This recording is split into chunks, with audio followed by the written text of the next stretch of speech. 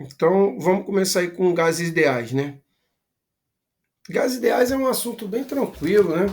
Que vocês não tenham tanta dificuldade na compreensão desse fenômeno, né? Bem tranquilo mesmo, tá? Os gases, né? Eles são um fenômeno à parte da física, né? E a gente tem que estudar ele de forma muito peculiar, muito particular, desvencilhando de tudo que a gente viu até agora, né? Beleza? Então, o gás ele tem que ter um volume confinado, né? Ele tem que estar em algum lugar que a gente consiga definir o volume dele, né? Tipo, em balão de gás aqui, né? Correto? Ele tem que ter esse volume definido para a gente entender três parâmetros dele que nós vamos trabalhar. Então, vamos ficar brincando com três grandezas dele, né? Em seus conceitos iniciais. Depois isso vai se ampliar. Que é pressão, volume e temperatura, o tal do PVT, né? Ou Povotor, né? Isso é importante na compreensão dos gases. Mas o que é um gás ideal, pessoal? Né? A gente tem que dar uma limitada na sua real significância, entendeu? Para que a gente consiga aproximar ele de uma condição que a gente consiga fazer cálculos mais simples, né? E aí nós temos que definir algumas características que fogem à sua realidade, né? Ou deixar ele numa condição, né, ideal, como o nome sugere. Então, possui baixa densidade, encontrar-se acima da sua temperatura crítica, tá? Ter moléculas que se movem desordenadamente distantes umas das outras, que é o movimento browniano, né, o caótico, né? Que a gente não tem como definir como a molécula vai se comportar, porque quando ela está numa trajetória, ela choca com a outra, ela muda de direção, e isso acontece a todo momento, né? Possui moléculas que colidem eventualmente umas com as outras, tá? E com as paredes do recipiente, que vai formar a pressão a somatória disso, sendo essa colisão perfeitamente elástica, sem perda, né? E aí, esse camarada aqui, esse, né, filósofo natural, né, da época, Boyle, né? Boyle, aprisionou um gás, tá? Num tubo com mercúrio, tá? Então aqui, ó, tá o gás. E aqui está o tubo com, todo o líquido com mercúrio. E aí ele definiu algumas coisas, né? Ele viu uma relação que existia, né? Com um estado, né, definido, né? Aí ele falou o seguinte: se a temperatura do gás não se altera, será possível analisar a correspondência entre a pressão e o volume do gás. Então ele falou assim: vamos manter a temperatura constante nesse processo, tá? E a gente sabe que, diante de tudo que a gente estudou, processos de temperatura constante são considerados isotérmicos, né? Que tem a mesma temperatura, né? Iso igual, termo, né? Temperatura. Show? Quando ele fez esse cálculo, ele chegou à seguinte conclusão. Ele pegou aqui alguns parâmetros, fez um gráfico, e ele registrou os valores da pressão do gás e volume correspondente, temperatura constante. Ao marcar os valores no gráfico, ele descobriu uma curva chamada isoterma. Tá? Quanto mais afastada dos eixos PV, essa isoterma indicaria uma temperatura maior. Então, não está bem parecido com uma isoterma isso aqui, mas é por causa de erros, né? E erros, né, no modelo e também na hora de se extrair os valores, né? A isoterma ela é uma hipérbole, né? Aquela curvinha arredondada, né? Vamos dizer assim. E o que ele acabou descobrindo aqui, galera? Ó, seria próximo disso, tá? A hipérbole, né? Os dados experimentais não remontam isso, mas ficam próximos, né? Aí, quando ele pegou a pressão, né, em vários parâmetros e o volume em situações diferentes, o produto da pressão vezes o volume dava valores semelhantes, né? E aí ele viu que o produto da pressão vezes o volume no primeiro estado desse gás era igual ao produto da pressão vezes o volume no segundo estado dele e o produto da pressão pelo volume no terceiro estado, tá? E aí ele falou o seguinte: PV é constante, tá? Ó, tá vendo? PV constante. Show?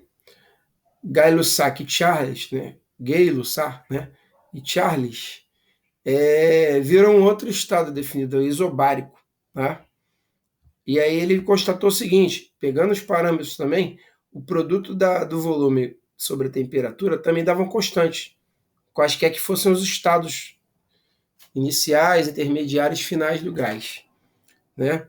Então ele constatou que a variação do volume era diretamente proporcional à variação da temperatura.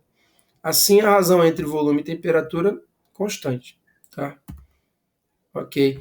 Isso se dá, né, com um volume constante, né, e variando a temperatura e a pressão, nós vamos ter um processo chamado isovolumétrico, tá? Que é o terceiro estado até aí. E aí é o seguinte, ao invés de volume sobre temperatura, nós vamos ter pressão sobre temperatura, tá? Em quaisquer estados constantes também, tá bom? Aí, ó, nós vamos ter esses parâmetros aqui para o gás ideal, tá vendo? Mas da onde vem isso? Ao se observar isso, nós tivemos que adaptar um modelo para essa situação, tá?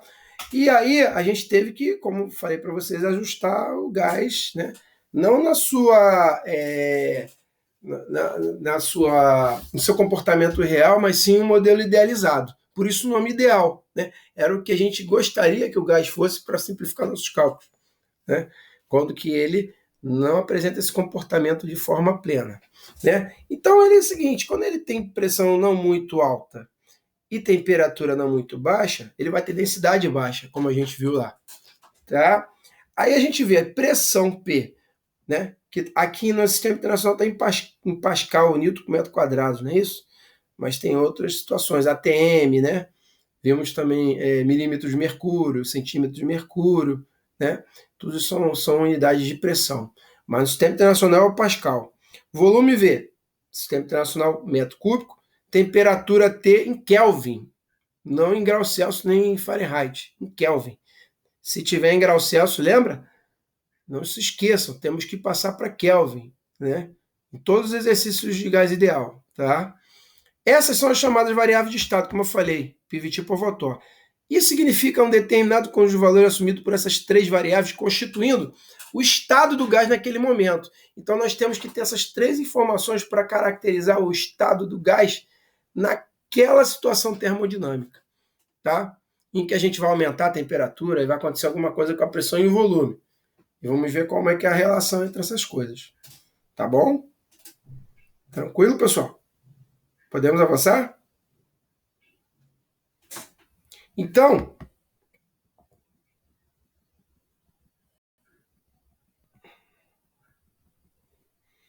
os gases, eles têm essas quatro características aqui, ó. Eles têm que ter um volume próprio desprezível, possuem um movimento desordenado, né? Com uma velocidade escala média em todas as suas moléculas de forma equalizada, igual, e que se chocam sem que ocorra perda de energia, que é o que a gente falou de choques elasticamente perfeitos, tá? E aí, a gente tem que entender uma coisa chamada número de Avogadro. Isso aqui é importantíssimo, tá? E a especialista, quando ela faz uma questão, ela dá uma complicada com esse assunto aí, tá? A gente vai ver. O que é o número de Avogadro ou constante de Avogadro, né? Ele é a definição de uma grandeza chamada mol, né? Ou quantidade de matéria, tá? E aí o número do Avogadro, ele considera o seguinte, o gás é uma coisa muito pequenininha, né? Composto de inúmeras moléculas, né? Mas para que a gente estatisticamente consiga definir isso, a gente tem que colocar algo próximo do que a gente vê macroscopicamente. O que isso quer dizer? Quando a gente olhar para a tabela periódica, como a gente fez na última aula de radioatividade, a gente tem que ver o seguinte, que porção de moléculas vão formar algo que a gente consegue ver ao olho nu, né? Por exemplo, em 12, 5, 10 gramas, né? Se a coisa é muito pequenininha, vai ter pouquinha massa. Mas a gente precisa definir algo muito, né? Ver qual é a ordem de grandeza dessas quantidades de moléculas, que vão definir coisas que a gente possa medir na realidade, né? E aí, esse camarada aqui definiu um número de Avogadro, que deu uma média, tá? De quantos gramas tem cada molécula, tá? Né? Na ordem de grandeza de 1 até 100 gramas, né? Vamos dizer assim, né? E aí, o número de Avogadro, ele determina que um mol qualquer de substância, um mol qualquer, seja um mol de bolinha de ping-pong, um mol de moléculas, que é o que normalmente a gente trabalha, um mol de qualquer coisa da matéria que a gente tenha, tá? Ela apresenta uma quantidade de aproximadamente, e aí fica uma constante, 6,02 multiplicado por 10 a 23 moléculas dessa substância. Lembrando que é qualquer coisa, não é só molécula, tá? Molécula é o que a gente vai trabalhar aqui, né, no nosso assunto. E o que isso equivale a dizer? Que Na é 6,02 vezes 10 a 23. A gente às vezes arredonda isso para 6, né? Tá? E aí é muito número, né? Correto? E aí a gente tem que o seguinte, para encontrar o número de mols de uma substância que qualquer que a gente queira, a gente divide esse número de moléculas que se tem na amostra, que a gente está estudando, dividido pelo número de Avogadro, que é esse tal de 6 vezes 10 a 23. Tá bom? Quando a gente definir isso, a gente vai conseguir definir coisas com valores próximos do que a gente vê na nossa realidade. Eu puxando aqui, vamos tentar puxar aqui a tabela periódica. Eu vou ver se eu consigo aqui achar ela. Achei. Muito bem. Ela está invertida, lembra que a gente está com essa dificuldade? Vamos lá. E aí, galera, olha só, o que é o número de mols dessa substância? Vamos pegar aqui, por exemplo, o carbono. Nós vamos ver que o número de massa, lembra o número de massa? A, que a gente estudou na aula passada, dá 12,01. E o que isso tem a ver com a relação de mol? Tudo. Porque um mol dessa substância de carbono vai nos fornecer exatamente 12,01 grama. Entenderam como é que funciona a dinâmica da coisa? Então, esse número de massa aí, que a gente chama de A, né, também tem relação com a quantidade de matéria. Olha que legal. Ele tinha relação com o núcleo, né? Lembra? O núcleo, próton mais neutro. E também tem relação com a quantidade de gramas em massa. Mas aqui tem que se ter 6 vezes 10 a 23 moléculas. Ou seja, 6 com 23 zeros de moléculas. Imagina, consegue imaginar isso? 23 zeros, né? 6 seguidos de 23 zeros é a quantidade de 12 gramas dessa substância carbono.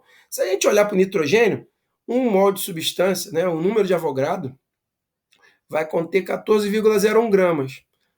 Oxigênio 16, flúor 19. Lembrando que isso é do isótopo, né? Do isótopo de nitrogênio, mais abundante na natureza, aquela nossa história.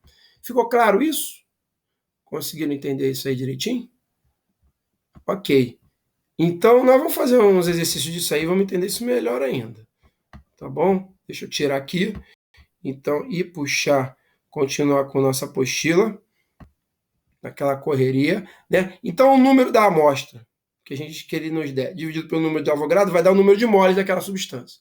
Então, se, por exemplo, aqui tiver 3 vezes 10 a 23, e aqui a gente sabe que é 6 vezes 10 a 23, se a gente dividir 3 vezes 10 a 23 por 6 vezes 10 a 23, a gente vai ter 0,5, né? Porque 3 sobre 6 dá meio, meio dá meio, né? 1 meio dá 0,5, né?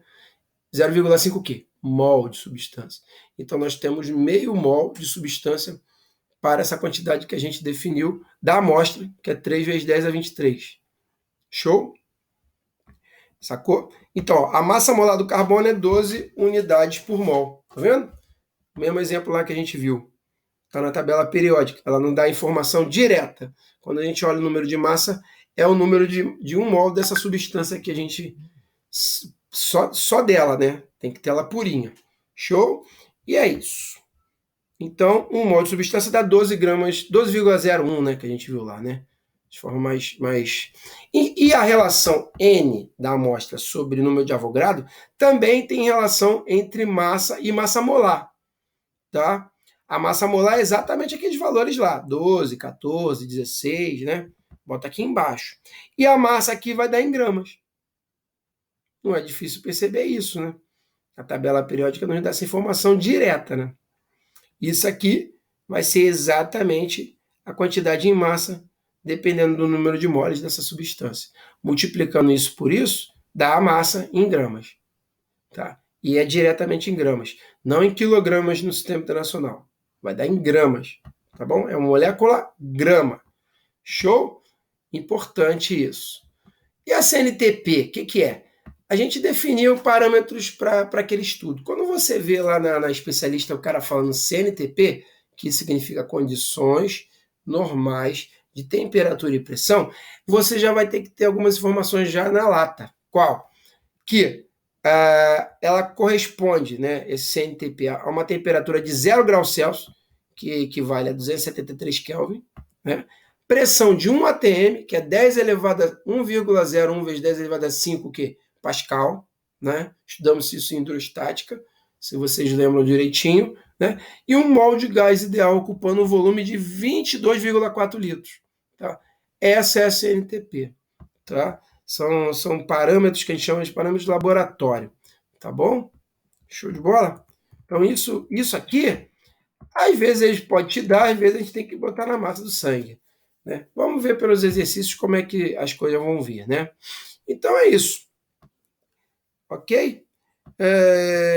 Vamos lá, avançando. Sempre. Então, a CNTP vai ficar assim. Um volume de 22,4 litros, que não está no SI, tá? Para estar em SI tem que estar em metro cúbico. E a gente sabe que um litro equivale a 1 decímetro cúbico, né? 10 a menos o quê? 3, né?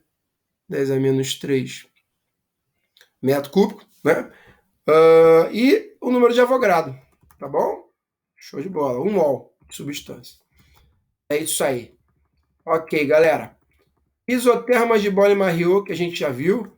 Vimos aí, ó, que para situações, né, que o produto da pressão vezes o volume, em quaisquer condições, vai nos dar uma constante. Essa é a lei isotérmica. Né? Por que isotérmica? Porque a temperatura é constante em todos os pontos. Né? Portanto, podemos entender o seguinte, que a primeira condição do gás é que PV no estado 1 é igual a PV no estado 2. P aqui é minúsculo, tá? Em qualquer estado, PN, VN, produto da pressão vezes o volume desse gás, qualquer gás ideal que seja, gás ideal, tá? Nos dá um produto com uma constante. Qual o valor dessa constante, professor? O valor dessa constante é o produto da número de moles vezes a constante universal dos gases. Número de moles dessa substância, quantos moléculas gramas tem, multiplicado por R. R no sistema internacional vale 8,31 joule por mol Kelvin, tá bom? Tem um outro valor, que se eu não estou enganado, é 0,0082 atm, né? Perdão, aqui tem que ser unidade de energia. Aí é que eu não lembro da unidade. Mol Kelvin também. ATM litro, se não estou enganado. Tá? Depois eu vejo isso aí com calma. Mas os valores estão exatos. Tá? Essa unidade aqui que eu não lembro de cabeça. É isso. Essa constante aqui depende do número de moles e é o valor da constante universal dos gases, que é um valor fixo. Pode ter esses dois valores aqui. Isso eles têm que te dar, tá? Obviamente. O R, a constante universal dos gases. E esse produto vai formar um gráfico, né, curvas já pré-definidas. 600 Kelvin, 400 Kelvin, 200 Kelvin. Perceba que quanto mais afastado eu tiver do gráfico pressão em relação ao volume, que é o que a gente viu aí, ó, PV, né? Constante, produto de pressão. Então a gente vai botar um gráfico PV, correto? Lembrando que quanto mais afastado essa curva tiver, maior a sua temperatura. Tá? Aqui, em qualquer ponto que a gente tiver, vai ser o mesmo valor de temperatura, 600 Kelvin, nessa curva. Essa curva vai dar o mesmo valor de temperatura, 400 Kelvin, e essa aqui também 200 Kelvin, tá bom? Lembrando que aqui está em Pascal, Newton por metro quadrado, aqui em metro cúbico de volume. Show, galera? Aí tem um exercíciozinho aqui, tá? Gráfico PV. Depois a gente vai fazer isso aí, vamos dar uma corridinha. Quero falar um pouquinho sobre todo o assunto e depois voltar aí. E aí a gente tem uma segunda lei, a isovolumétrica, ou seja, de mesmo volume. Para situações em que o volume é constante, agora não é mais a temperatura, nós temos essa realidade aqui, ó, P sobre T, ou seja, pressão. A razão entre a pressão e a temperatura vai dar uma constante. Qual constante? N vezes R, também. O mesmo N vezes R. Tá? Ou seja, P é igual a constante, NR, chamado também de K, vezes T. Temperatura absoluta em Kelvin, tá? Tem que estar em Kelvin. E aí vai dar esse gráfico aqui, ó. Uma reta inclinada, aqui todas crescentes. Os volumes vão ser iguais, ó, isotérmicos. Isovolumétricos. E o isobárico, a gente tem essa realidade aqui. Volume sobre temperatura vai nos dar o NR constante, tá? Ou seja, volume é a constante R, ou NR, ou K, vezes o T, temperatura absoluta em Kelvin. Show, galera? Também vai nos dar uma reta, nesse caso. Por que dá uma reta? Ah, porque é uma razão aqui, ó. Aqui. Uma razão vai dar uma reta inclinada na função do primeiro grau. A gente já sabe disso, não é verdade? E aí, galera, sintetizando essas três descobertas, né, para situações isotérmicas, isovolumétricas, tá? E aí a gente vai falar das isobáricas em breve. Se descobriu o seguinte: uma lei chamada lei de Clapeyron, né? Esses filósofos naturais descobriram isso de ponto a ponto, mas Clapeyron sintetizou isso da seguinte forma: o produto da pressão vezes o volume é igual ao número de moles que esse gás contém, ideal, multiplicado pela constante universal dos gases, dividido por T. Como a gente sabe que esse cara aqui é uma constante sempre, um valor fixo, dependendo da quantidade da amostra de gás, né? Somente, a gente sabe que a constante NR, né? Essa mesma constante aqui, K, ou NR, ela é igual a produto da pressão vezes o volume sobre a temperatura. Então, em qualquer estado que esse gás se encontre, tá? Com esses valores variando, eles vão variar em vários aspectos, a situação inicial é igual à situação final, tá? E eu só preciso de dois estados termodinâmicos para definir totalmente esse gás. Não preciso de 3, 4, 5 parâmetros aqui e começar a colocar a igualdade. Não. Só preciso do estado inicial e final. É o suficiente para eu, né? Como aqui está definido, ó. PA/VA sobre TA é igual a PB vezes VB sobre TB. Pressão tem que estar em atmosfera, volume em litro, temperatura em Kelvin. Temperatura sempre em Kelvin. Se a gente botar assim, a gente vai usar aquele 0,082. Se aqui tivesse em Pascal e aqui tivesse em metro cúbico, aí a gente usa aquele 8,31. Por isso que a gente tem que entender isso direitinho e a especialista vai fazer, né? Adora fazer uma covardia dessa. Então nós temos que estar ligado em tudo. Beleza? Maravilha. E aí eu queria que vocês fizessem essa questão aqui. Ficou claro aí a compreensão disso, pessoal? Sim ou não? Como é que tá o nível de compreensão aí? Ficou claro? Então, vamos lá. Tentei fazer isso aqui por um minutinho. Pode ser? Vamos lá. O que está lá no gabarito? Temos que converter para Kelvin. 127 graus Celsius, somando 273 dá 400 Kelvin. Então, isso aí é fundamental, né? Muito bem. E aí a gente tem que aplicar o PVT/Povotor. Lembra do famoso PVT/Povotor? Parâmetros, né? Ele deu para a gente aqui pressão de 120 centímetros cúbicos, tá? Sob pressão de 1 atm, né? Está aqui, ó, um ATM aqui, volume 120 centímetros cúbicos. A temperatura nesse estado inicial, 400 Kelvin. Depois, quais são os parâmetros? Pressão de 12 atm, tá lá, estava 1, aqui está 12. O volume, 20 centímetros cúbicos. E a temperatura, é o que ele quer saber. Fazendo aí os cálculos, mantendo esses valores mesmo, jogou os valores, encontrou que a temperatura no segundo estado do gás é de 800 Kelvin. Achando o valor de 800 Kelvin, a gente subtrai 273 para transformar novamente para Celsius. Não é? E aí a resposta dá 527 graus Celsius, opção C. Muito bem, parabéns. Isso aí é o básico do básico, tá? Com certeza o especialista não vai cobrar algo parecido, não. Mas a gente já está aquecendo os tamborins, não é verdade? Vamos lá. Aí, vamos ver essa aí.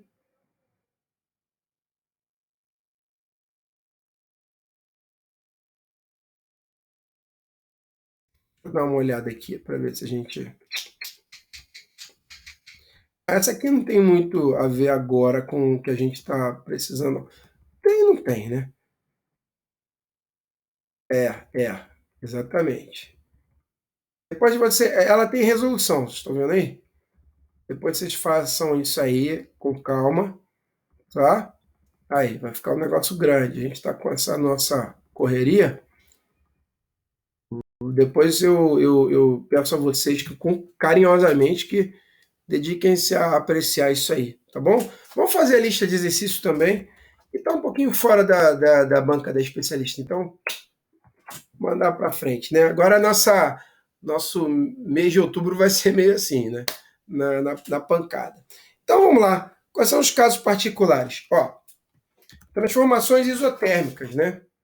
Lei geral das transformações isotérmicas. Como é que você encontra uma lei isotérmica? Bem, se no estado inicial ele for T1 e no estado final ele for T1 também, mesmo valor, então seria algo assim. Esse cara é o mesmo valor que esse aqui. Os outros são diferentes. O que a gente vai ter? Bem, numa proporção a gente vai poder cortar isso aqui. Então, P1V1 é igual a P2V2. Aquela lei de Boole e Marriott, né? Correto? Constante. Bom, isso aí vai depender de quantidade de gás lá que vai ter. E aí o gráfico PV, pressão vezes volume, vai dar esse cara aqui, ó, a isoterma. Lembra? Que quanto mais distante ela for, maior é o valor em Kelvin dela. A temperatura está sempre constante, tá? Aí, vai ficar desse jeito, tá? Beleza? Vamos apreciar uma da especialista aí. Vamos apreciar uma da especialista. Aí isso sim começa a aparecer aí com o que a gente realmente quer de objetivo. Um minutinho também? Vamos analisando o gráfico, retirando os valores do gráfico, extraindo do gráfico. Isso é legal, a gente dominar bem, né? Deixa eu baixar aqui para vocês terem o acesso aqui a todo o. Caramba. Peraí, isso, pronto. Podem tentar fazer um minutinho aí.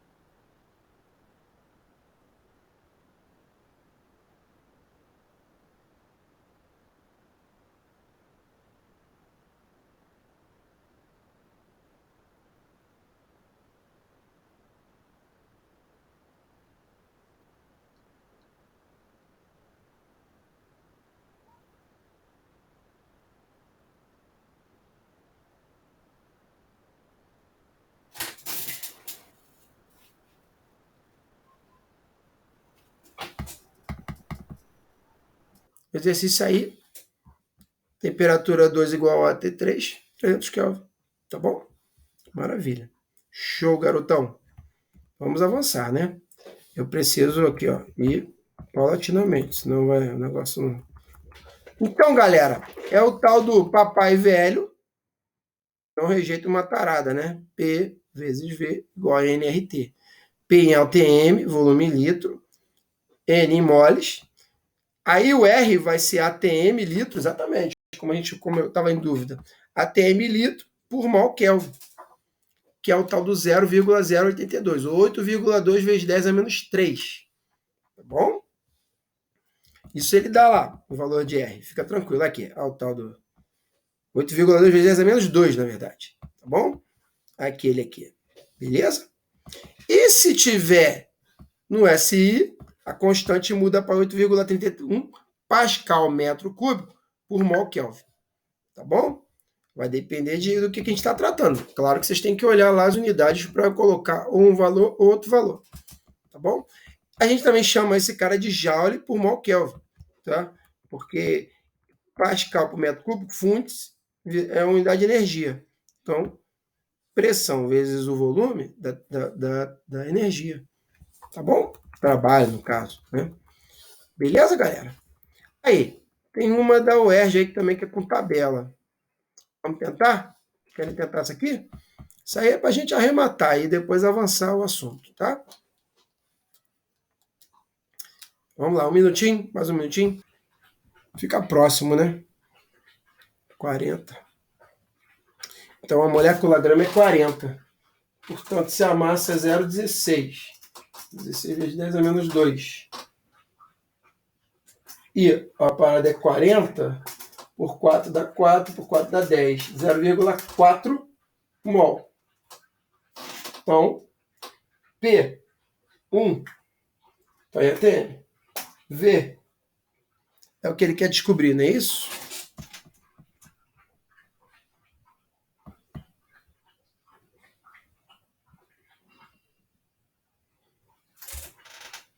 Volume é igual a N, que é 0,4, R 0,08 e T 300.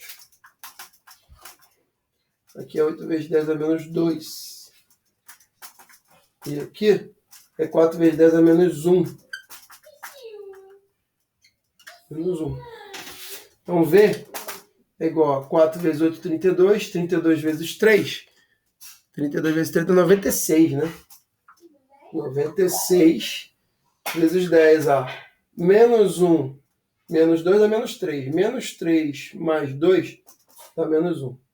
Então, 9,6 litro, que equivale a 0,0096 ml. Aí aqui deu 96 direto.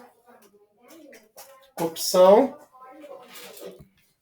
alfa. Estão vendo aqui? Pessoal, estão aí? 96. Vamos ver se aqui bateu com o gabarito. Ok. Aí, bateu. Alfa. Show de bola, galera. Show de bola. Muito bem. Depois a gente faz essa Unicamp aqui. Anota. Todos os exercícios dessa apostila são maravilhosos e também tem comentários em gabarito. Reparem. Tá? Vamos passar esse assunto aqui. É meio que chovendo molhado.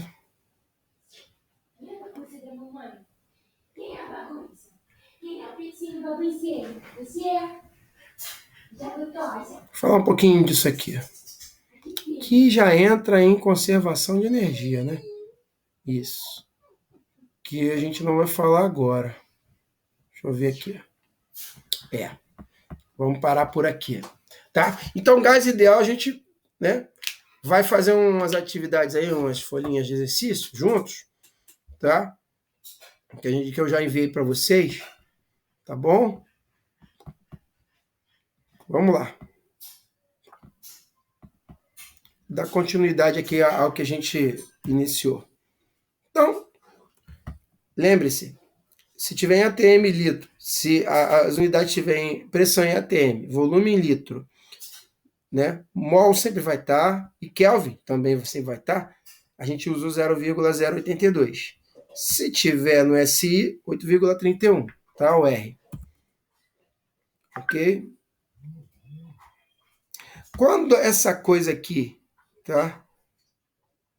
Corresponde à energia média necessária para variar em Kelvin, esse valor muda, mas não é o nosso caso.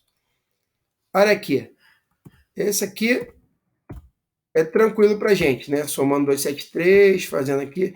Libra por polegada ao quadrado. Lembrando que a gente usando isso, a gente tem que fazer as transformações.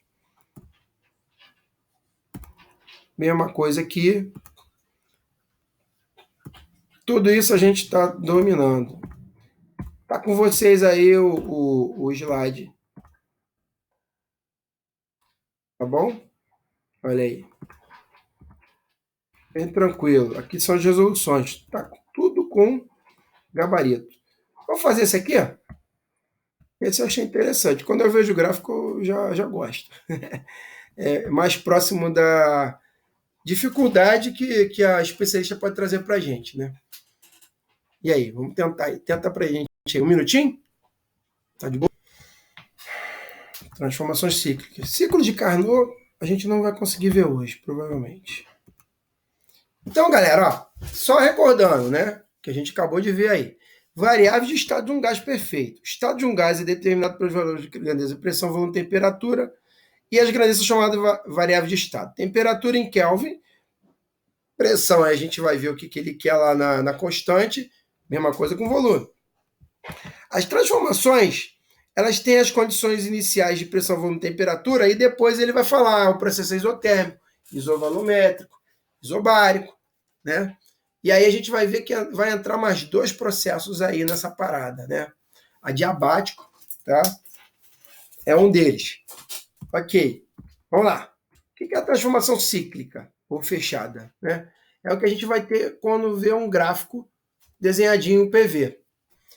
Uma transformação gasosa, ela é chamada de cíclica ou fechada quando o estado final dessa transformação coincide com o seu inicial. O que significa isso, pessoal? Vamos lá. Ó, é fácil notar quando um gás, quando realiza uma transformação cíclica, ele também recebe trabalho do meio, sendo trabalho total a soma desses trabalhos parciais. Cada vez que o gás retornar ao seu estado inicial, dizemos que a transformação completou um ciclo. Ó, então ele saiu daqui, subiu e voltou para o mesmo volume. Se ele voltou para o mesmo volume, ele voltou para a mesma temperatura e para a mesma pressão. Se o gás é ali, tá? E isso é um processo cíclico. Ocorre muito isso em máquinas térmicas, que tem um pistão que fica subindo e descendo. Quando ele sai dessa posição, sobe, comprimindo o gás explode, depois ele volta para a condição inicial, depois ele sobe, desce. Ele fica fazendo ciclicamente, repetindo os ciclos. Tá bom? Entenderam aí? A expansão e a compressão, que voltou para o estado inicial dele. Isso é um processo cíclico. Olha aí que legal. Num gráfico PV, um processo cíclico ele começa com A, né? Perdão, daqui vai até B, depois ele volta para A. Quando ele voltou para A, saindo, partindo de A, ele completou um ciclo fechado. Estão vendo aqui? E aí a área desse gráfico todinho aqui, ó, o processo é aqui, ó, daqui para cá e daqui para cá. Só que a área desse gráfico todinho vai ser o trabalho realizado por ele. O trabalho realizado pelo gás. Que a gente ainda não falou sobre isso, mas vamos falar bastante, tá? Por que trabalho realizado por um gás? Por causa disso, galera, ó. E nos gráficos a gente tem que enxergar isso bem, né, claramente. Por quê? A gente sabe que trabalho realizado por um gás, o trabalho na física, é igual a sua força vezes a distância, correto? Mas como é que a gente vai botar isso em termos de gás ideal? Bem, a gente sabe que força, né, é pressão vezes área. Não é verdade? Aqui a gente tem um parâmetro de gás ideal, né, da variável de estado. Então vamos colocar no lugar de F, P vezes A vezes D. Área vezes distância vai nos dar a variação de volume que esse gás andou. P vezes V. Consegue enxergar isso? Entenderam aqui como é que eu cheguei nessa... Entenderam? De onde eu parti, de onde eu cheguei?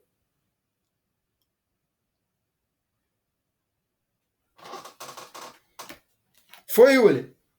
Trabalho em física é força vezes distância. Força é pressão vezes área. Então eu joguei no lugar de força. Multiplicado pela distância. Área vezes distância dá volume. Variação de volume. Multiplicar por V. Quando a gente tem um gráfico P vezes ΔV, que é a variação, volume inicial, volume final, a área calculada desse gráfico é exatamente o produto dessas grandezas. Portanto, a gente calculando essa área aqui, a gente vai exatamente calcular o quê? O trabalho realizado por esse gás. Em joules, não é isso? Se estiver no sistema internacional. Tá bom? No sistema internacional, joules. Show de bola? E aí, galera, olha que interessante. Isso aqui parece com que figura geométrica? Bem, a gente poderia dizer que a gente vai ter que fazer uma geometria, né, bem pesada aqui, ó. Mas aí a gente aproximar isso aqui seria um trapézio isósceles. Tá? Com base menor aqui, base maior aqui, altura aqui. Tá bom? A gente vai ignorar essa regiãozinha aqui. O especialista não vai complicar tanto nossa vida nesse ponto, não. Então, aqui, ó, extraindo todo esse valor, o diagrama pressão vezes volume da transformação cíclica é representada por uma curva fechada. Nesse caso, o trabalho do ciclo é dado numericamente para a área interna da curva, que representa o ciclo. Então, nós vamos ter que calcular toda essa área e tirar essa diferença aqui, ó. Isso tudão menos isso, dá isso. E aqui é a área dele, tá vendo? Essa área é o trabalho realizado pelo gás. Show? Quando o ciclo estiver orientado no sentido horário, isso indica que o trabalho realizado pelo gás é maior que o recebido. Dessa forma, o trabalho é positivo. Sentido horário, ó. Horário, o trabalho é positivo. Tá vendo que isso aqui está fazendo um ciclo horário? Se ele estiver no sentido anti-horário, daqui para cá, como é no aquele caso que a gente estudou, aí o trabalho é negativo. Tá bom? Como na transformação cíclica a variação de energia interna é nula, para ciclos fechados, ΔU é igual a zero, tá? Sempre. Por quê?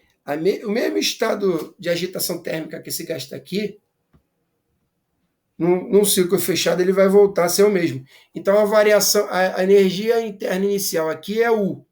Se você deu um giro e chegou nesse mesmo U menos U, que é o ΔU, igual a zero. Tá bom? E aí, pela primeira lei da termodinâmica, a gente ainda não viu, né? O calor trocado é igual ao trabalho realizado. Tá bom? Ou seja, se o gás recebe 50 joules de energia, calor, é o quê, né? Do ambiente durante o ciclo, ele realiza sobre o ambiente um trabalho de 50 joules. E recebeu, ele entrega. Beleza? Aqui, uns exemplozinhos. Uma amostra de gás ideal sofre o processo termodinâmico cíclico representado no gráfico a seguir. Olha o gráfico aqui. Ó. Ao completar um ciclo, o trabalho em joules realizado pela força que o gás exerce nas paredes do recipiente é... E aí, como é que a gente faria isso aí, galera? O gás sofre uma transformação cíclica. A, B... Aqui o cara deu uma enrolada. Era C aqui. C, D, A. O C era aqui, tá, gente? Ele botou o D no lugar do C. Tá bom. Conforme indicado no gráfico PV. Né? Ok. Sendo a temperatura em A, que é aqui a isoterma, lembra? 300 Kelvin. Quais são as temperaturas em B, C e D? E aí, como é que a gente calcula isso, galera? Só lembrar o seguinte, ó, esse ciclo aqui, galera, ó, é um ciclo isovolumétrico, então volume constante. Então, se eu pegar o P, multiplicar por 300, PV, né? Vai ficar o quê? 6 vezes 10 à quinta, vezes 3 vezes 10 ao quadrado. 6 vezes 3, 18. 18 vezes 10 à sétima, não é isso? Tô certo? é igual a 2,05 vezes o que aqui? Qual é o valor aqui? T, né? E aí a gente acha o T aqui. Quando a gente acha o T aqui, a gente achou o T de C, tá bom? Mas aí a gente pega aqui e esse processo é isobárico, ó. Então vai ser, se é isobárico, soma esse cara, eu já sei quanto é que é a temperatura aqui e sei que o volume aqui é 0,1. Então, como é isobárico, vai ser V, que é 0,1, sobre T, que é 300, é igual a V aqui, que é 0,3, sobre a temperatura que eu quero achar em B. Achou B. Quando você achou B, definiu aqui a temperatura em Kelvin, já sai em Kelvin direto. Temperatura em D, aí usa o processo isovolumétrico, ó. É o mesmo processo, isovolumétrico, então a volume B é igual ao volume de D. Não é isso? Então fica pt potó, né? P, que é 6/10 a quinta, T de B, já achei, não achei o valor aí que eu falei, é igual a V, que é P, 2 vezes 10 a 5, sobre T, 900 Kelvin. Isso, muito bem. Aqui deu 900. C deu 100. C deu 100. E D, 300. Muito bem. Exatamente. Perceba que a isoterma, ela passa em A, vem, curvando e passa em D. Tá vendo? É o mesmo valor, tá vendo? 300 aqui, 300 aqui. Isso também é importante a gente conferir. Vocês estão fera em gráfico. Muito bom. Show, galera. E aí, vamos tentar esses aí? Querem tentar?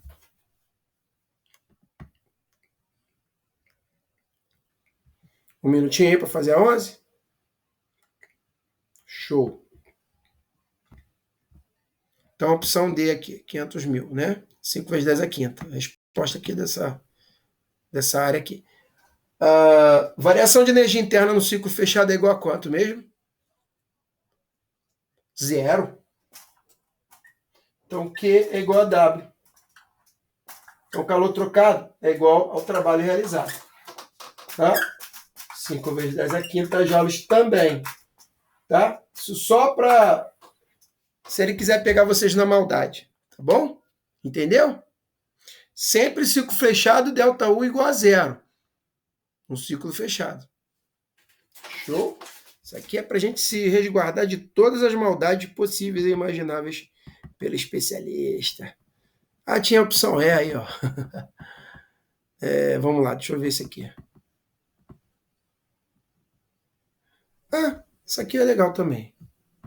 Vamos lá, tentar isso aqui?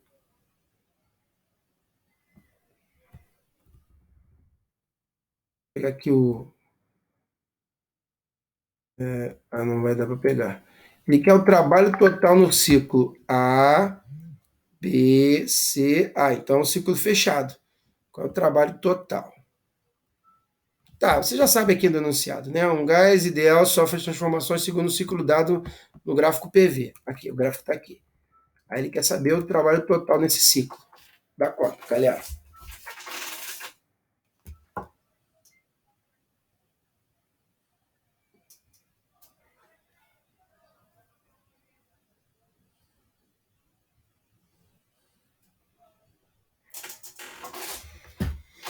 Primeira coisa que a gente tem que saber responder, o ciclo é horário ou anti-horário?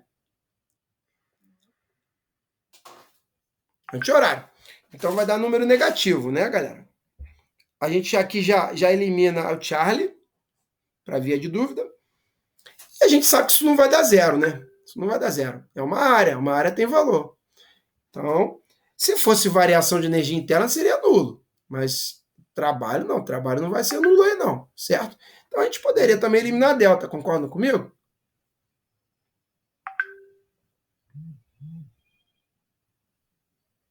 E a eco também. Né? Então a gente ficaria só com a alfa e a bravo. Olha que maneiro. E aqui ainda tem 5 opções, hein? Na especialista tem 4. Né? Então é menos 0,4 ou menos 0,8. Concorda comigo? Vamos calcular isso aí, então. Ó, lembrando que isso aqui está em centímetro cúbico. A gente tem que passar para metro cúbico, né? Porque o SI está em metro cúbico, correto? Então, 6 menos 2 dá 4. Passando centímetro cúbico para metro cúbico, a gente anda 6 casas para a esquerda. Não é 4 não, Gabi. Tem que calcular cada casa que você anda de 3 em 3, lembra? É volume. Então, você anda decímetro cúbico, metro cúbico. Então, você anda 10 a menos 3, 10 a menos 6. Então, é 4 vezes 10 a menos 6 metro cúbico. Beleza? Então, aqui, ó, a base dá 4 vezes 10 a menos 6 metro cúbico. A altura, 3 vezes 10 a quinta. Então, dá 4 vezes 10 a menos 6, multiplicado por 3 menos 1, 2, né? 2 vezes 10 a menos... 2 vezes 10 a quinta, dividido por 2. Já corta esse 2 vezes 10 a quinta com 2 embaixo. Então, fica 10 a quinta multiplicado por 4 vezes 10 a menos 6. Isso dá quanto? 4 vezes 10 a menos 1. Que dá 0,4. Agora, 0,4 negativo, né? Então, seria a opção alfa. Yuri falou alfa? Então, parabéns, parabéns. Ah, garotada, vocês estão fera. Que orgulho. E aí, ó, vamos para a primeira lei da termodinâmica, né? Vamos rapidinho pegar aqui a primeira lei da termodinâmica. Eu acho que já estava aberto aqui, ó, no nosso slide. Vamos lá. Não, segunda lei, né? Máquina térmica. Ele pulou a primeira lei, rapaz. Burlou a primeira lei. Que doideira. Mas é isso aqui, galera. A primeira lei é a lei da conservação de energia, correto? Que a gente já viu aqui. O que é a lei da conservação de energia? Ué, você não pode criar nem destruir energia, você só pode transformar ela. Não é isso? Então, se, por exemplo, você tem aqui um êmbolo. Saca êmbolo?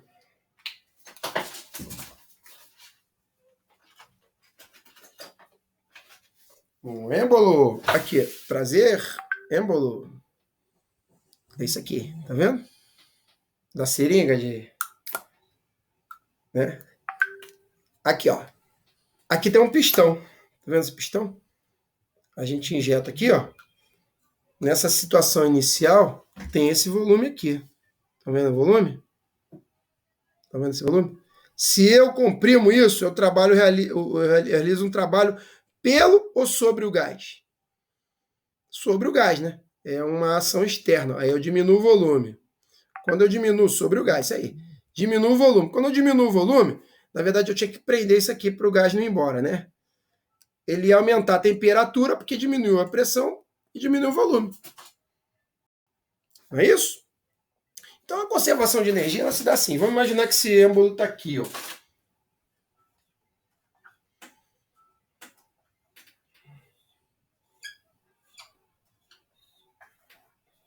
Tá? Imagina isso aqui. Aqui está o gás, não é isso? Correto? Então, se eu aquecer esse gás aqui, fornecer temperatura para ele, eu vou estar fornecendo calor. Não é isso? O calor cedido aumenta a energia cinética desse gás, que é o tal da variação de energia interna. Quanto mais rápido ele tiver, mais veloz ele tiver, mais energia cinética ele tem. E, por consequência, se ele tem mais energia cinética, o que ele tem? Maior ΔU. Por quê? ΔU é 3,5 de nRT. ΔT, né? Em Kelvin. Então, isso aqui aumenta, a temperatura aumenta, o nível de agitação molecular entra, então isso aqui aumenta. Se eu cedo calor, isso aqui aumenta. Né? Somado com o trabalho realizado, que é, no caso, quando eu adiciono aqui, eu forneço, né, energia da forma positiva para o sistema, eu aumento o sistema. Agora, se eu aquecer esse cara aqui espontaneamente, ele vai aumentar o seu volume e, consequentemente, sua pressão, né? Cedendo calor, energia, forma de calor. O que vai acontecer com o pistão? Quando eu começar a aquecer isso aqui, aumentar isso aqui, ele, espontaneamente, ele vai subir. porque ele vai querer aumentar o volume, porque ele aumentou a pressão. E ele vai fazer isso, é o trabalho realizado pelo gás. É o gás que vai fazer isso, não eu. Quando eu fizer isso, é o trabalho que eu estou sobre o gás, é que eu estou exercendo sobre o gás. E aí eu aumento a energia interna dele, diminuindo o volume. Se aquecer ele, né, espontaneamente subir, sem a minha ajuda, que eu só estou ilustrando, ele vai ter que tirar da energia interna dele para fazer isso aqui subir. Então, vai ser negativo. Portanto, galera, quantidade de calor cedida ou recebida por um gás é a soma da energia interna mais o trabalho. Mas normalmente a gente joga o ΔU para esse lado aqui. Aí vai ficar assim, Q menos W. Essa é a conservação de energia, a primeira lei da termodinâmica. Tá? Nem tudo que a gente fornece ao gás vai ser transformado em trabalho. Tá? Sempre vai ter uma perda. E aí, isso aqui, nessa fórmula é cega. O que quer dizer isso, cega? Pode ser zero aqui. O que impede daqui ser zero na somatória? Nada. Quem vai dar limite a isso é a segunda lei da termodinâmica, dizendo que sempre vai haver uma perda à medida que a gente aumenta a energia cinética do gás. Ela vai realizar trabalho, expandindo esse cara, né? Se ela realizar trabalho, mas vai ter um aquecimento nas paredes ao redor, que é a perda por calor. Quem vai limitar isso é a segunda lei, essa é a primeira. Show de bola? É isso que fala a primeira lei da termodinâmica. Simples assim. Valeu, galera? Com isso, vamos continuar fazendo exercício. Eu ajudo vocês aí na compreensão. Vamos lá. Aqui, galera. A primeira lei da termodinâmica estabelece que o aumento ΔU da energia interna de um sistema é dado por isso, que a gente já viu. Onde ΔQ é o calor recebido. Então, eu começo a aquecer, forneço ao sistema. E ΔW é o trabalho que esse sistema realiza.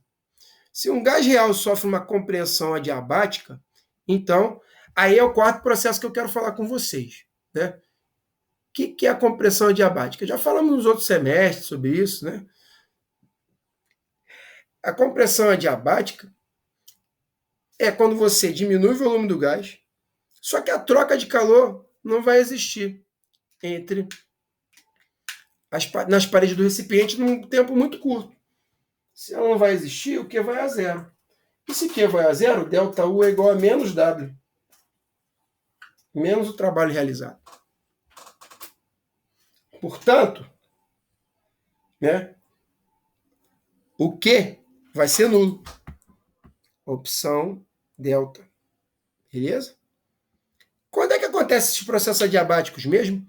Por exemplo, aquele desodorante, já viu? Aerosol, spray, aerosol. Você faz assim, ele não congela todo? Ele não fica geladinho em volta? Isso é um processo adiabático. Por que é um processo adiabático? Ué, mas professor, mas aí esfriou, teve troca de calor, né? Você pode me dizer, em um longo período, mas naquele momento ali que o gás se expandiu, você vai sentir isso depois que o gás acabar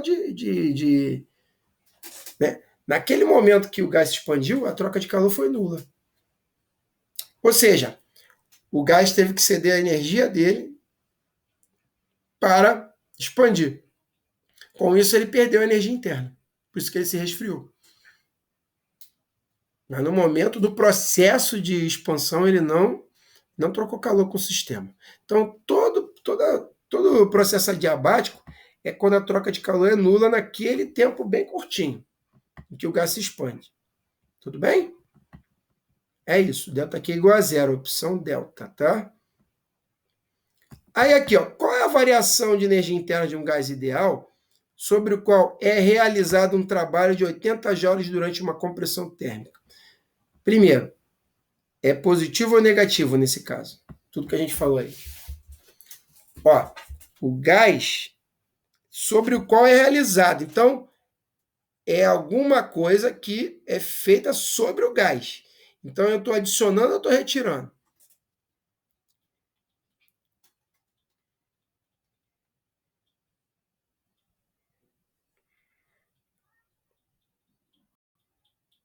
É o gás que está trabalhando ou eu que estou... Então, eu estou adicionando, Gabi. Por quê? Entenda bem, quando eu comprimo um gás, eu aumento a sua pressão e diminuo o seu volume. O gás, sim, quando o gás ele expande, aí é negativo. Mas quando eu cedo, ele ganha, é positivo. Isso. Então, só dele falar sobre o qual é realizado, já fica positivo. Ou então é 80 ou é 40. Beleza? Compressão, eu tô mexendo nesse pistão, né? Então tá cedendo energia de fora, né? E aí, ΔU é igual a Q menos 80, né? Que aí vai ficar o quê? Se é isotérmica, a variação de U é igual a zero, né? Porque, lembra que eu falei para vocês que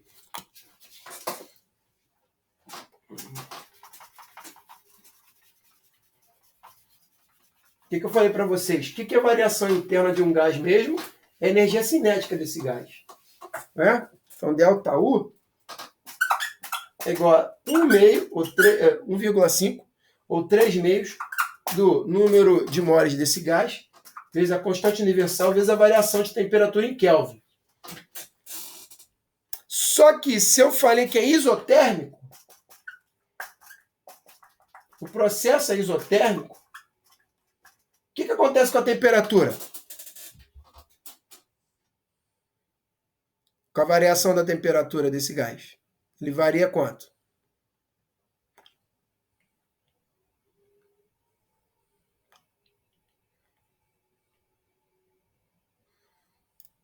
T é constante. Então, ΔT é zero. Portanto, ΔU é igual a zero. Então, esse é um processo adiabático. Opção Charlie. Beleza? Tranquilo. Pegadinha, hein?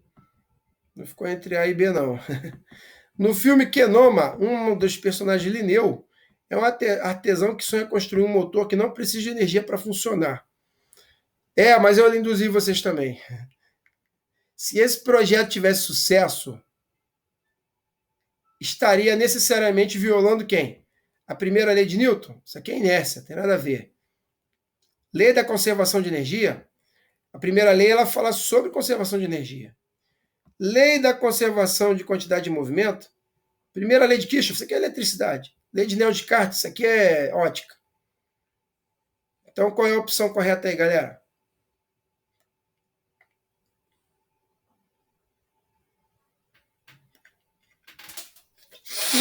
Qual a opção correta aí do 15?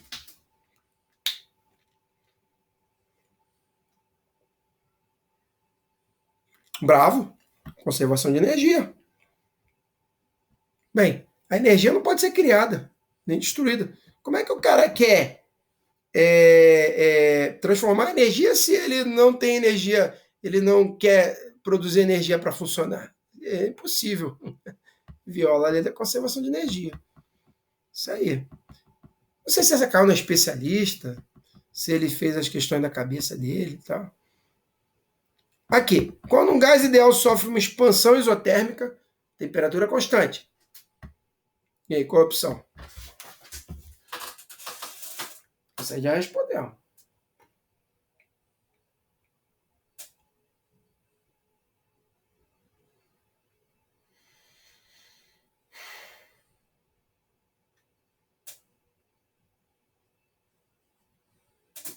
Bravo?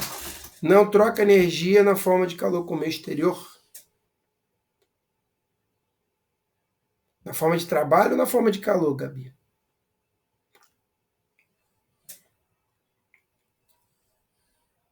É o ΔU que não mexe, né, na expansão isotérmica. Na 16.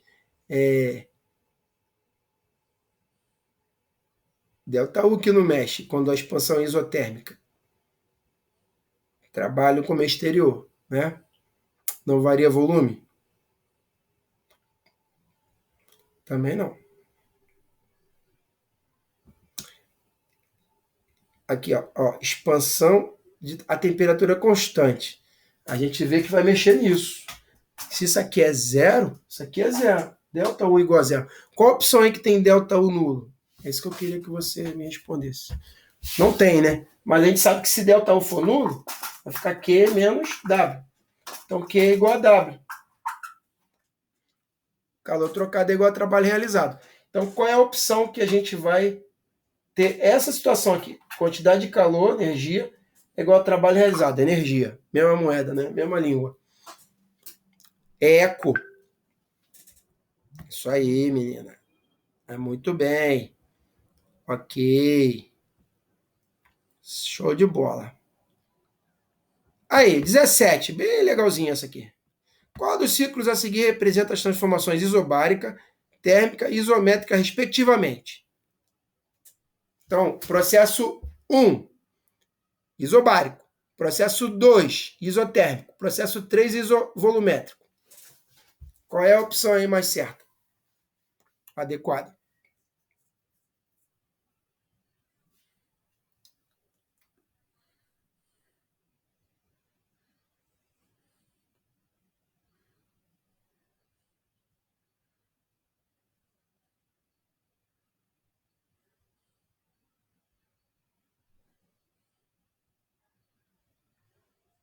Então, o primeiro é isobárico.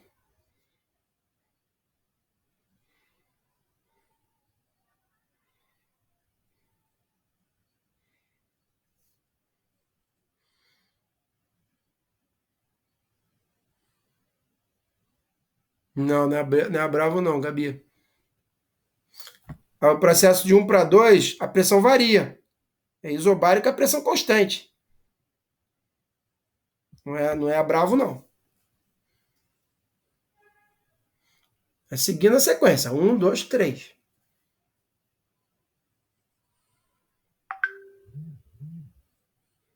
Eco! Isso aí! Achou, Yulia? Opção E? Essa aqui, ó. Muito bem. Foi, Yulia? Consegui entender porque é E?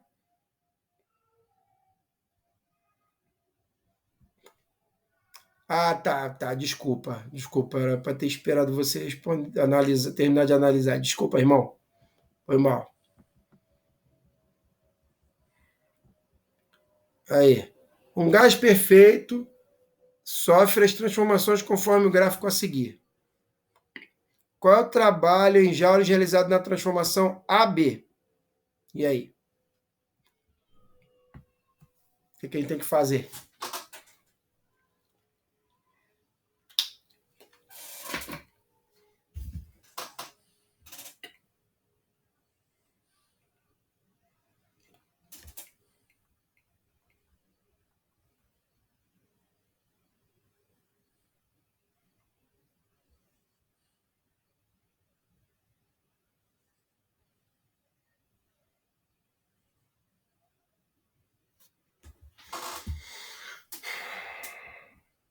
25 vezes 10 a quinta, né, Gabi? Aqui, ó, seria a eco, né? É esse gráfico aqui, ó. Essa área aqui, né? 5, ó, vezes 10 a quinta, que é esse comprimento, vezes a largura, vezes 5. Né? Tá tudo aqui no SI, né? 5 vezes 5, 25 vezes 10 a quinta. Isso aí. Opção eco. Valeu, galera. Está tranquilo, né? Tá facinho. Ele fez igual aqui, tô enrolado. São 4 as etapas do ciclo de 20 aqui, ó. São 4 as etapas do funcionamento de uma máquina térmica. Primeira etapa, AB, expansão isobárica.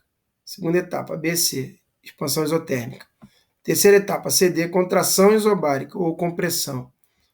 Quarta etapa, compressão isométrica. Aí ele fala, qual é o diagrama que corresponde a esse ciclo aqui, ó, esses 4 ciclos. Do A para o B, do B para o C, do C para o D e do D para o A. E aí?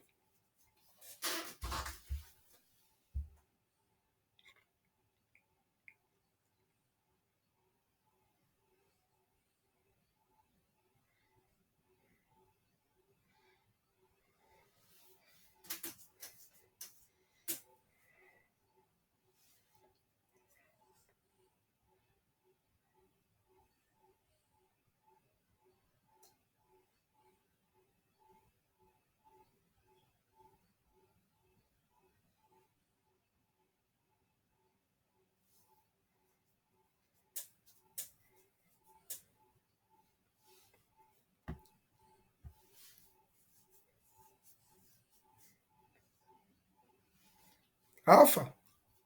Júlia, tá analisando ainda? Tá, te aguardo.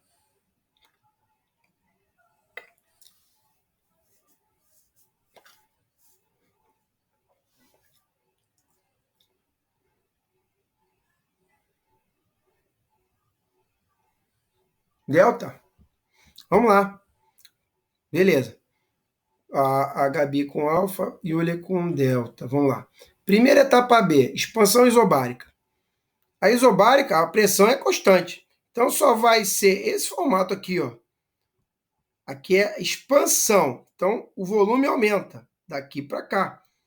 O contrário, o volume diminui. Porque esse valor aqui é sempre maior que esse aqui no gráfico. Então aqui está correto. Expansão isobárica. E aqui? Isso aqui é a compressão isobárica, concorda? O volume aqui é maior, seguindo nesse sentido, diminui. É compressão. Então, então a B está incorreta. Na C, expansão isobárica? Sim. Mesma pressão, de A para B, expandiu. Né? Nesse caso aconteceu isso aqui, ó. Né? Expandiu, ó. Aumentou. Deixa eu mostrar de novo aqui, ó. Tá vendo o pistão? Ó. Expansão isobárica, com a pressão constante. Nesse caso, a C e a A está correta. A D, aqui é compressão isobárica. Errado. Aqui não. E a alfa? Isso aqui nem está, né, paralelo ao eixo, né? Então, também não é essa aqui não. Vamos ficar entre a e a C, por enquanto. Segunda etapa. Já podemos eliminar a B, a delta e a eco. Expansão isotérmica. Como é que a gente vê? Como é que a gente vê quando é isotérmica? Quando tem esse gráfico aqui, ó. Então, só vamos analisar a alfa e a bravo e a Charlie. Aqui tem ó, uma isoterma e aqui também tem uma isoterma. Então, não dá para fazer nada. Vamos para outra. As duas ainda continuam, né, valendo. Terceira etapa, de C para D. Contração isobárica. Ó, contração. Então, o volume vai diminuir. Aqui acontece contração nos dois casos. Isobárico? Isobárico. Ó, mesma pressão, tanto aqui quanto aqui. Também ainda continuam na A ou na C. Essa última aqui que tem que tirar essa dúvida, né? Compressão isométrica ou isovolumétrica. Compressão. Vamos lá. Na alfa, você tem uma compressão isovolumétrica aqui, né? Mas compressão isométrica seria, né? Esse termo como é que eu posso dizer o nome? Não está adequado, né? Mas assim, uma compressão isovolumétrica seria algo assim, ó. Ou seja, não tem compressão nem expansão. Ele vai continuar o mesmo volume. Aqui, ó, haveria uma compressão, mas não seria isovolumétrica, tá vendo? Então, o correto aqui seria o alfa mesmo, como a Gabi bem mencionou. Alfa, beleza? Concorda que compressão isométrica é contraditório? Mas, olhando para o gráfico, seria isso aqui. Não há compressão nem expansão. O volume é o mesmo. Mas tudo bem, vamos que vamos. Ah, essa aqui é legal. Vamos tentar fazer isso aí? Dá um tempinho para vocês